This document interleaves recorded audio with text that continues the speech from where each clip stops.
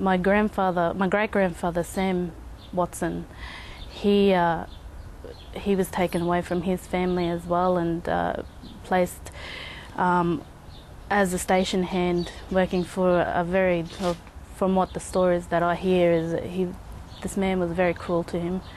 Basically lived in slave-like conditions. So I'd heard there was a big build-up to the day of the apology, and everyone was, I think, very keen on hearing what the Prime Minister had to say, and it'd been months in preparation for it. And I come from a family, the Watson family, as he's interviewed Tiger Bales and young Sam Jr.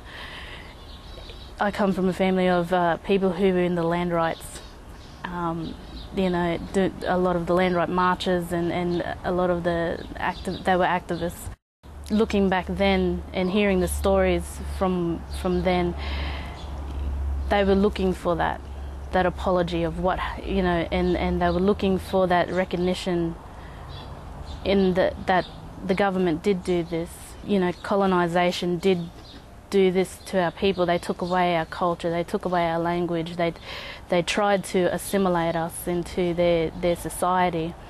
And I think for me, hearing that apology, it really is, it doesn't take away that sort of the pain of that, and it doesn't take away, that story of my great-grandfathers.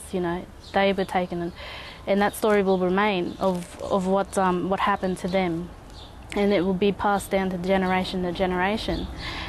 And I think what really upset me, I was talking to my mother last night, and she was saying, it affects her still, and it surely affects, generations to come.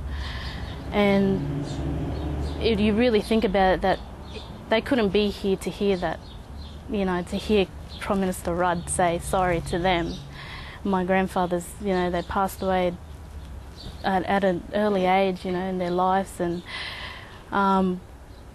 so they were not, and so they weren't here to experience that release or that freedom, and just to hear that acknowledgement. At the moment, it's really only words. I haven't seen an effect, take place. There's no real, like a new wave of hope that's spreading out through the whole of Australia, and especially amongst the Indigenous communities. And I think for it to take full effect, Prime Minister Rudd has to look at in these Indigenous communities, especially with places like in the Northern Territory where the intervention is taking place, to see that what's been happening there, that it's like going backwards.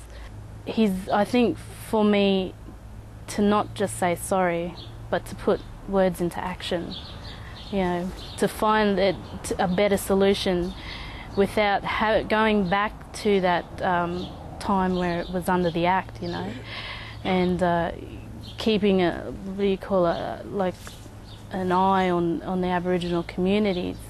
There's got to be a better solution, and I just, feel that it's at this point in time, it's sorry, the word sorry hasn't really taken full effect.